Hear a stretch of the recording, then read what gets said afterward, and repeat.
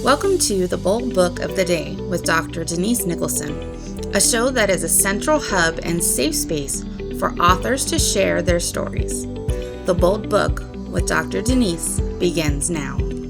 Welcome to the Bold Book of the Day. My name is Dr. Denise Nicholson, and I'm the creator of the Bold Book of the Day. Today we have Lady Dhyana in the house, and I'm so grateful to have you. I can't wait for you guys to hear more about her story. She is intriguing.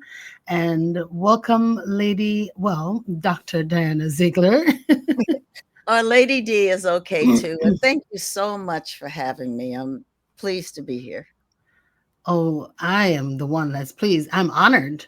So, yeah, welcome to our show. Tell us about what inspired you to write Midnight Train from Georgia. Well, first of Start there. yes, first of all, Midnight Train from Georgia. I've lived this story since I was 11 years old. Uh-huh. William Guest of the Pips is actually my brother-in-law. So Uh-huh. he married my sister. So, as I said, I've lived this story since I was 11 years old. So, watching them grow up and sort of growing up in the business myself, I was born one block from the Apollo Theater, and my parents took me to the Apollo often. My father was the lead singer of the Morning Doves Gospel Quartet. So we were very much engaged with a lot of music. My mother loved jazz. In fact, my mother knew Bobby Robinson, who was the manager of Gladys Knight and the Pips when they first came to New York. And she actually took my sister and brother when they were teens. My sister was 15 at the time, to a recording session. And that's when she met William and they started dating. And she was 19 when they got married. So the rest is history. But having that connection and then the families, I tell people if they read this book, they'll find out a lot about the Knight family, the Guest family, and the Ziegler family. Uh-huh. Because what people don't know is that the group as kids were the Pips. They are related. Mhm. They're cousins. They are from Atlanta, Georgia. It started in Mount Moriah Baptist Church in Atlanta, Georgia, when they were just kids. The parents, Mr. Knight and Mama Knight, we all call Mama Knight, Mama Guest, Mama Ziegler. That's the way we call each other. They were in the adult choir with my Margaret Guest, and the kids were in the youth choir singing gospel as little children. How they became a group was just on a fluke. Bubba was having and that's Bubba is Merrill Knight. He's one of the Pips. He was having his 10-year-old birthday party. And during that time, and people probably won't remember, kids used to have little record players that they could carry around with them. And a little neighbor, Garfield, came over with his record player and they were enjoying music, with the little 45s and the small records. And he had to go home and take his record player. So they had no music. So they just started singing contemporary songs. And the parents says, wow, these children sound good together. And that's how they began singing as kids, from Bubba's 10th year birthday party. And from there, they went on still singing gospel, but then they started singing in community centers and at little various club activities, that kids would come and perform. And as things continue to evolve, they just kept getting a lot of requests for them to come and Wow. sing and perform. And the parents were their escorts and started sending them around. And they did this throughout high school. They graduated from high school. And by that time, again, as a little fluke, they used to play at some clubs, in Atlanta, Georgia. And this guy, Clifford Hunter, that was the owner of one of these clubs, asked them to come and just record some music on this equipment that he bought. Yeah. Little did they know that Clifford Hunter not only recorded them, but put out a record. That was Every Beat of My Heart. And they were just known as the Pips. They weren't known as Gladys Knight and the Pips. And I'll tell you how that came about. Right. So he had actually ripped them off, put out a record that was started playing in the South.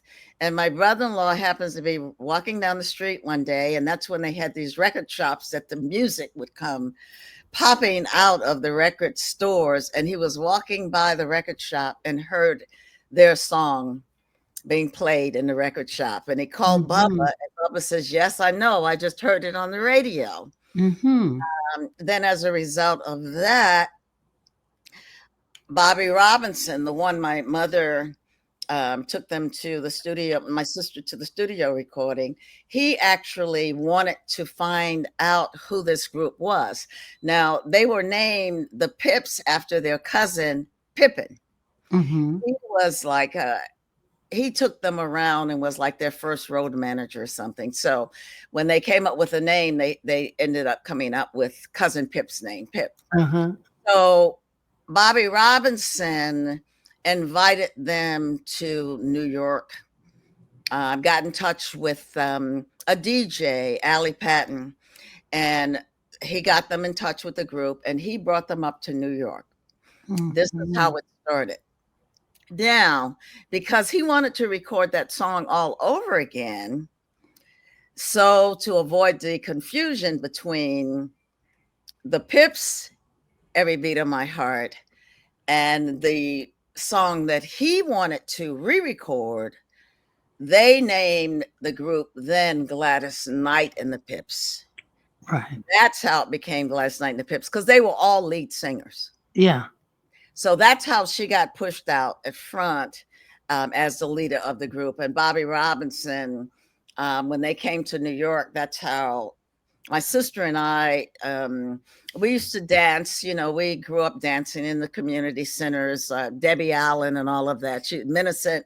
Oh, really? Okay, because I'm up there by Debbie Allen and and the community centers. Growing up in Harlem as a kid, that's where our activities were. You know, dancing and different things. So that's how we learned to dance. And my sister was into a lot of African dancing. My little Catholic school, Resurrection, you know, we had to put on a play at Rockland Palace every year. So we learned some dancing through that. But my sister and I, back to the dancing, we also won the twist contest at the Apollo Theater. I was maybe about 12 and she was 16. I won for the little people. She won for the big folks. But anyway, to you know, continue the story, when our families met and became close, we all became just one family. Mama Knight, Mama Guest, and my mother, they used to go and shop for Gladys clothes, you know, when they were like living in New York. And so getting back to why I wrote the book, just living that story, I knew so much about it because I was there. My brother-in-law passed about 10 years ago, 2015. But as a journalist myself and as a broadcast journalist, I always had cameras. So maybe the 8 or 10 years before he passed, I started recording him because I always had a camera with me, and started getting these stories that I'd heard for years and years and years. In fact, he was such a character and a storyteller that I used to be mesmerized with the road stories and the various things that they had done. And also just being around them as a kid and growing up, it was just so much fun. You know, like riding in the limousines when you're, you know, a young teenager, you know, that was wonderful, staying at the Waldorf. But the biggest thing was just being around them, laughing and talking and telling these stories because they had so much fun, and just being on the road, because it's a little bit, not a little bit different, it's a lot different than it was back in the day going through music. I mean, you were driving from gig to gig. You were on Yeah. buses going around with the reviews and stuff. And, to hear them talk about BB King taking them under their wings, and, just the little groups and stuff that they met along the way that taught them so much. To hear the story about, their little car that would break down when they're trying to follow the caravan, and they would say, "Oh, here are the kids, here are the kids," trying to get them back on the road. And what they used to call the chicken circuit. They actually played the chicken circuit. And what was the chicken circuit? It was sort of in the South, where you're, living in segregated areas, you're playing in segregated clubs. They tell the story once about being stopped by the police in the South when they were young, and the police made them sing, before they can even get to a gig, just as, a form of harassment. So it was a different kind of thing, but What there was was the chicken? Can what you they call explain the that again? chicken The chicken, circuit. The the chicken chicken circuit was circus? these little sort of Yeah. clubs and stuff that were jute joints and various Ah, clubs and things in the South that were um, maybe Black-owned clubs, or in okay. areas that were not major cities. So it was Ah, called the okay. chicken The chicken circuit. circus. You know, Okay, okay. just Like, okay, yeah, it's just smaller then. yeah, Okay. smaller, small. I mean, they didn't get to, the big gigs and stuff until after sort of New York. And let me get back to New York, because Mhm. while they were in New York, and Bobby Robinson also ripped them off. I mean, that was the days where a lot of artists were getting ripped off. I mean, I was a Mhm. songwriter producer myself. I had a number one Mhm. disco back in 75, Time Moves On. I used to see my Okay. records go out by boxes, Brunswick Records. That's what they did to do this. Payola, backdoor sales. So they were performing, staying at the Teresa Hotel, and all of those things, but they weren't making any money, Money. because Bobby Mhm. Robinson would say, "Oh, those nice suits you're wearing, these hotels you're staying in, that costs money. So therefore, Mhm. that's where so they never got the royalties and all of that. Gladys Wow. eventually, while they were in New York, she was married to Jimmy Newman, who was the saxophone player of the group. They Mhm. She got pregnant. She actually went home for a while, and the guys, as the Pips, just recorded by himself. My brother-in-law was a songwriter, Linda Darling, so they recorded as the Pips in New York for a while Mhm. before they got reunited back.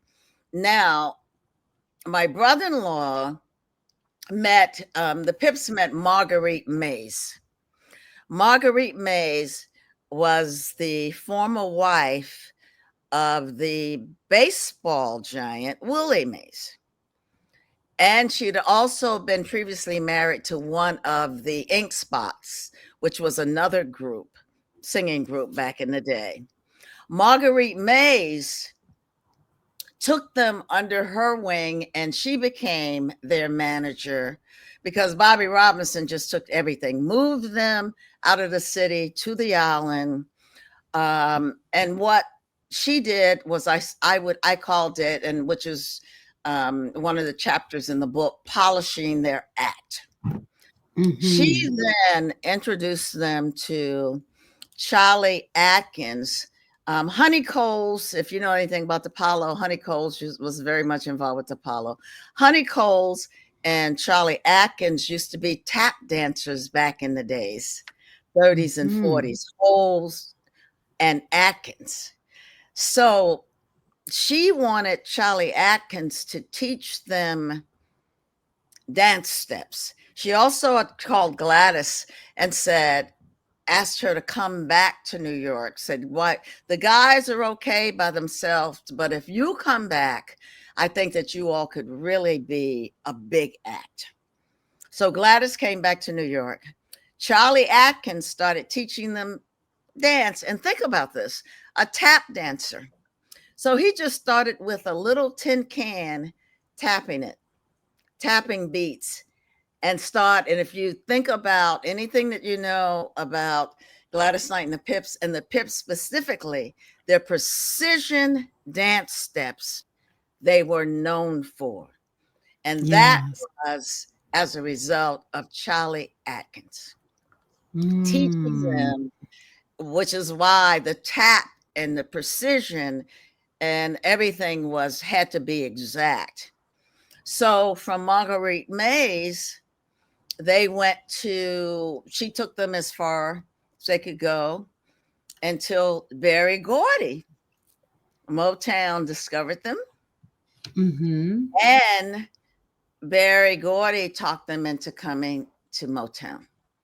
Okay, so you see the progression that they started getting. Now they're in the big leagues. Now they're in the big league. They're no longer on the chicken circuit. You know, but Marguerite Mays, it started with Marguerite Mays putting them in the fine suits, teaching them the class acts, putting them in various positions that got them to that step. They go to putting them on a different level, you know? Yeah. It was the hard work, though. They had put in a lot of work leading up to the big leagues. They put in a lot of work all of their lives. So you don't just get there. You don't just get there. Yeah. But Berry Gordy, guess what? He also wanted Charlie Atkins. So you think about all the male groups that he had up there. And Charlie said, okay, I'll come to Motown, but I'm going to be working with Gladys Knight and the Pips. You know, so he continued to work with Gladys Knight and the Pips. And, you know, then you got the Temps, the Four Tops, and all of that. But I always say that Gladys Knight and the Pips were, to me, you know, and again, I was a little kid that was growing up watching this, but they were still like the apple pie group to me. You know, like you could think about when they started doing the Ed Sullivan Show and, you know, Dick Clark and things like that. They were just always so polished. And if you think about them, not the scandals, not all of the stuff that would go on with a lot of other groups that still go on in the entertainment business, not saying that they were perfect and pure or anything like that, but, you know, they were a class act. So, Motown brought them into a whole other sphere. I heard it through the grapevine that when that popped and became a #1 record, and then, you know, again, a hit, they were just going hit after hit after hit.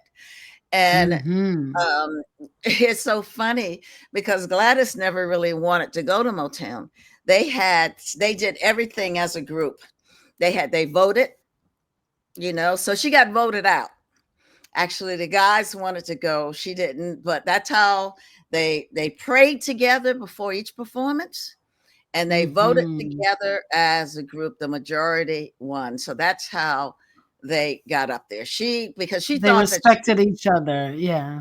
Right. But they were family too. So when I tell people, you know, the harmony with them was much more than harmony, the blending of harmony of voices. It was the blending of spirit, you know, with them being grounded in their faith, being family. That made everything a little bit different, and why they were able to sustain and be together for 37 years.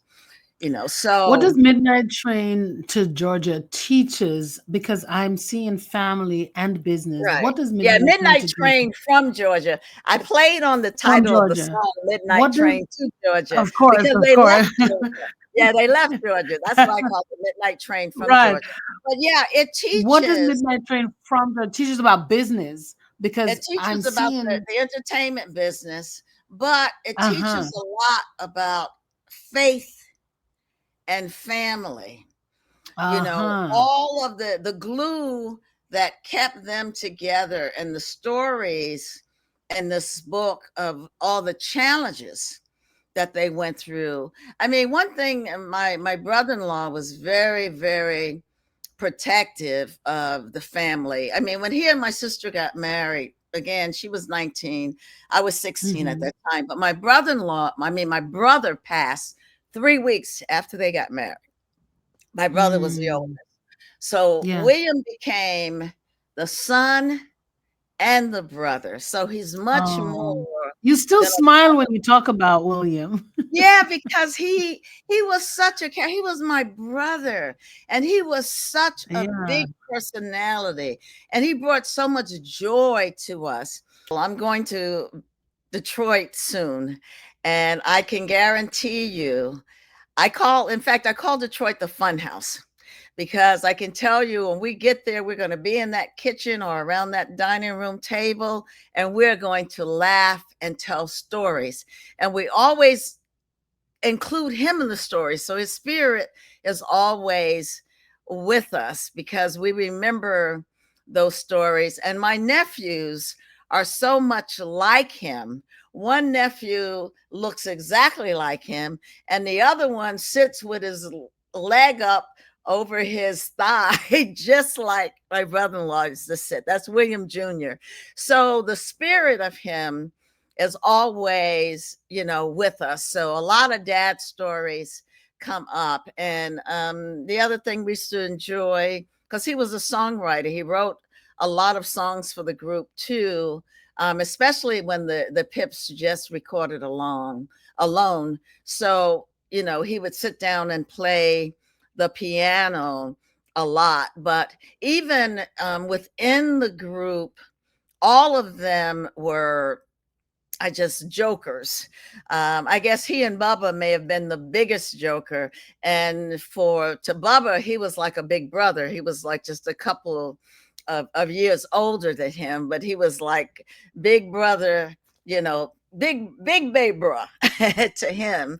So, again, as I said, we were just one family, and we just Yeah. had so much joy, and those stories, and that's what is in this book, a lot of those stories, because when he starts telling the story again that I heard from a little girl of how his parents and grandparents started singing on the back porch. They used to have a back porch that they would just get their instruments out and start singing and playing songs, and all the neighborhood would come just to hear the guest family. The uncle played guitar, Mama Tilly, his grandmother, sang, his mother sang, and they would just, as a little boy, that's how he grew up.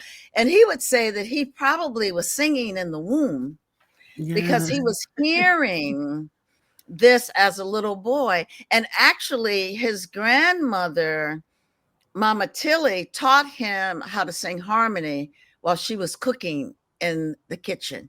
And Uh, what a lot of people don't know either is the first group of the Pips were Gladys, Bubba, their oldest sister, Brenda Knight, my mhm. brother-in-law, and his older sister, Eleanor Guest. Those were the original Pips.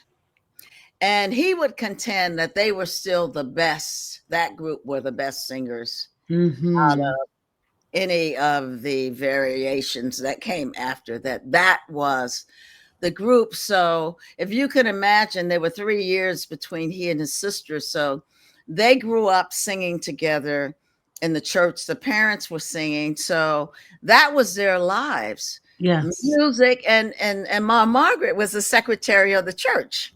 Yeah. So you think about that. They were in church a lot. And and the fond stories of Mama Tilly singing and teaching them how to sing while she was cooking, and harmony, and then teaching him and Eleanor. I mean, it's just what I call a coming of age story. It really is a coming of age story of an apple pie group who's leaving behind some wisdom about the entertainment business, some of the mistakes he's sharing, some of the mistakes he made. Again, he was not a saint.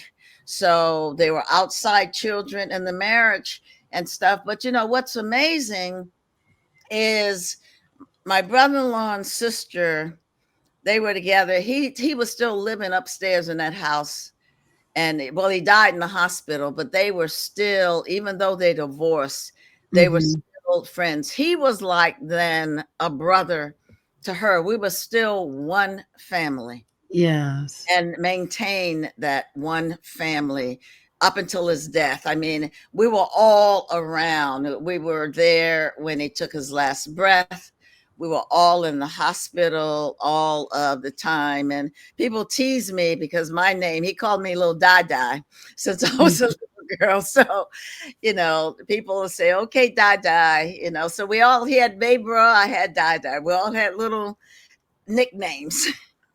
If someone were to pick up this book today and they haven't ever heard of the Pips, what do you think and hope that they would get from reading this book?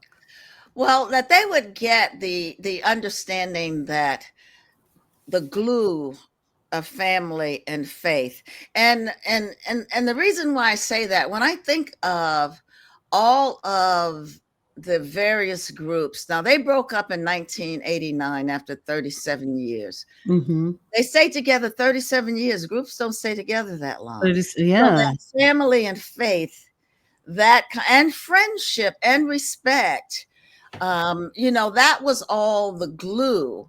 If Yes. people pick up you know, but the thing is, they may not know Gladys Knight and the Pips, but they know the music. They know Yeah. Midnight Train to Georgia. They know I Mm-hmm. heard it through the grapevine. They know the sound of Motown Records.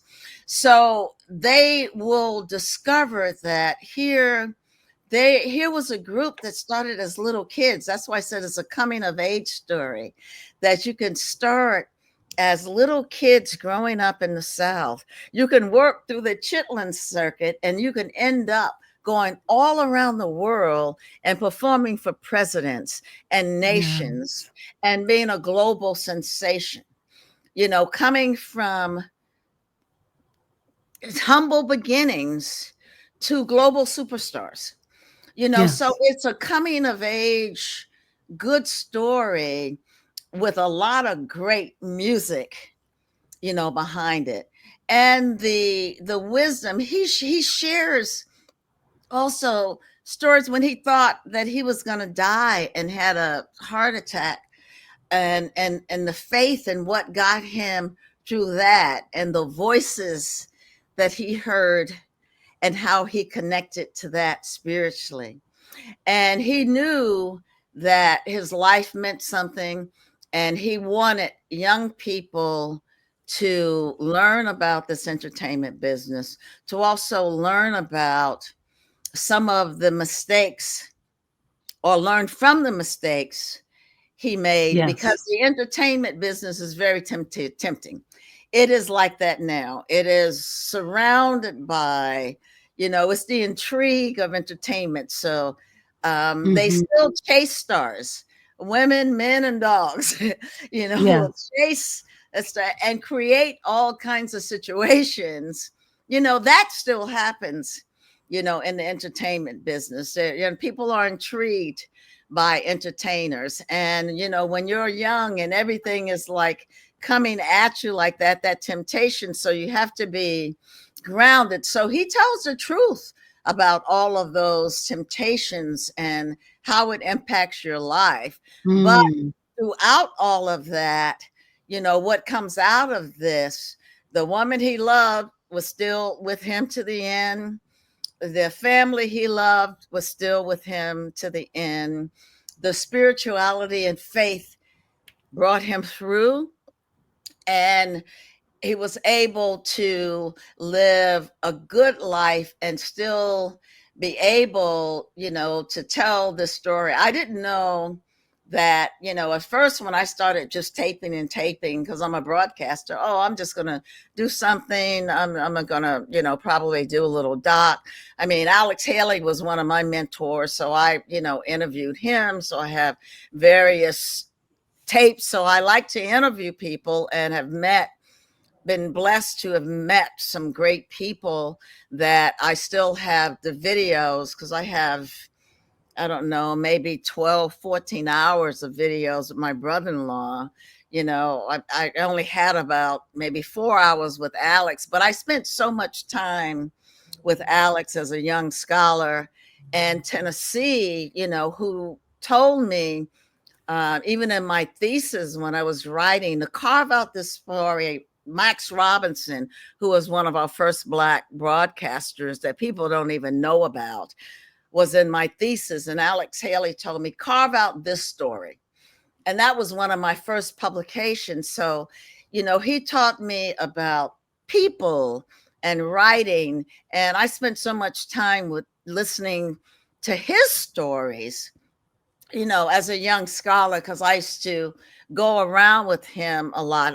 When I was at the University of Tennessee, Knoxville, he was an adjunct professor. So I was able to spend a lot of time with Alex. In fact, I'm in the documentary that Warner Brothers did on his life, Alex Haley, an American Griot. And we're looking forward to that too. Yeah, Malcolm X's daughter is the narrator. Yeah, I have 3 great sound bites in there with Holly Berry, LeVar. Which one of his daughters? The oldest, yeah. Okay. Yeah, she does the narration. I was able to go to the funeral with the university and speak at the memorial, because everybody knew. In fact, my nickname of Dr. Z, see, everybody calls me Dr. Z. And that's because Alex basically, he said, I can't say Dhyana or Ziegler. So he said Dr. Z. So whenever I would go, he said, that's Dr. Z out there. So that became a popular nickname. And ironically, Alex and my brother-in-law ended up on a plane in first class, sitting next to each other, believe it or not. And they started talking. And Alex told him that, that he was in Knoxville, et cetera. So my brother-in-law says, well, my sister-in-law is there. And he said, Dr. Z, so I was so pleased that 2 people that I love so much were spiritually brought together on a plane that impacted my life so much. Alex with writing, and my brother-in-law certainly with writing and music. And I used to, Patton and Guest, Edward Patton was the other Pip, the one that was always in the middle. They had a company, Patton and Guest Production, and I was executive vice president and ran their company for several years. And we actually produced disco bells that New Yorkers know about. Disco bells. I created that product, which was jewelry, disco jewelry that you wore around your wrists and ankles and danced back in the day. And Soul, if you remember, Soul was on television. Stan Lathan, the actress Lathan, that's her father. He had this musical entertainment show, and they sort of promoted my disco bells for like 6 months. They were in Cosmopolitan and Essence and all of that. But my brother-in-law's company funded that, and I actually went all the way to India to get with the brass and all that. But that's a whole other story. But disco bells and the company is in the book, so they'll know about some of the enterprises that we had on the side as well. I can see that this book is going to be fulfilling for people who love stories. And I will touch on the power of stories in a little bit, but I wanted you to answer these 3 questions that I love to ask all of my guests. Your story. I can't wait to hear all the other stories that you're going to be writing about, because I know I can hear there is something brewing. So what's a bold promise that you can share with the audience? A bold promise, I would say, first of all, be bold. Yes. Be brave. Yeah. I mean, have bold dreams. I mean, Yeah. one of the things, I haven't stopped dreaming. Mm. I've had an amazing career, as a professor, as a dean, as a vice president, creating technology and all kinds of things. But I still have dreams. One of Yeah. my bold dreams for this book is I would love for it to be a movie. Yeah. So I would say dream big. I have big dreams. So, and don't be afraid. One of the things, and my parents used to say, "Well, you have a lot of nerve," Yeah. and I think that's not And that's necessarily okay. negative, right? It is Yeah. okay It's to okay have nerve. to have a I mean, lot of people, nerve. yeah, Yes. people will not believe that You I should really start didn't. teaching people to say thank you when they say you have a lot of nerve. You say Right, thank right. you. I didn't. Mhm. I didn't really start talking when I was a kid. I wrote everybody letters. Mhm. I lived in my head, So so writing has I been in you since right. you I didn't you were very start. small. Yeah. Yeah. When I got about 19, I started talking more, but I had older siblings. They were all saying, shut up. I went to Catholic school. You couldn't talk. So I just started And writing. you're one of how many children? Three from my mom. Okay. Yeah, I'm the baby. 4 and Okay. 5 years old between my siblings. And then I have a half sister who's deceased too, who was 6 years older. Okay. And so there were four of you in total. Your brother was first, Yes, my brother was first from and my then mother. Gladys, and then And then you. yeah, and then my sister, they were 1 year apart. I was so jealous of them because they went to the same schools. I was the only one in Catholic school.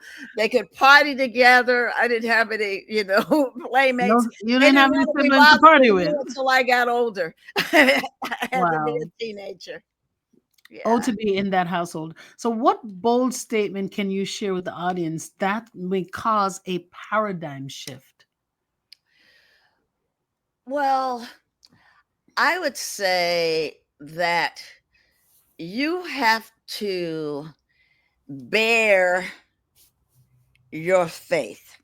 Mm. I say bear your faith because other people aren't bold enough to express their faith. I think you have to live your faith, Mm. just like living your truth. You have Okay. to live your faith. And Despite what what, it is, right, in spite whatever your what faith it is. is. Okay. I've always been true to myself. I Yeah. mean, and I say share your faith because with me, before I had any say in anything, I was baptized 3 times, for example. Mm. When I was born, my mother baptized me Methodist. Then I got sent to my grandparents for a year. I got baptized in the river Baptist where I thought they were drowning me. Then I came back to New York and then they put me in Catholic school and everything was silent.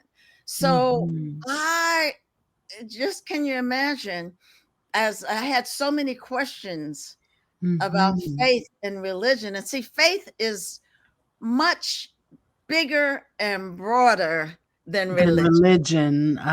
100% agree. Yes, I do. So, and that is why I would say that, because I'm glad that happened to me, because that made me a seeker after faith. That made Yeah. me study Eastern religions. I Faith, not learned. not religion. You understood that Right, the right. broader So I wanted picture is to, faith yeah. and So not what about, religion, whatever so your yeah, religion, your broader what thing. about, Yeah. what are the Buddhists thinking? What are this? So I broadened my vision of faith, what it is, because that's internal. And I think that that's the other thing which is important about the book, because it was the faith that they had, that they learned from little kids, that broadened their view. Say that again, one more time.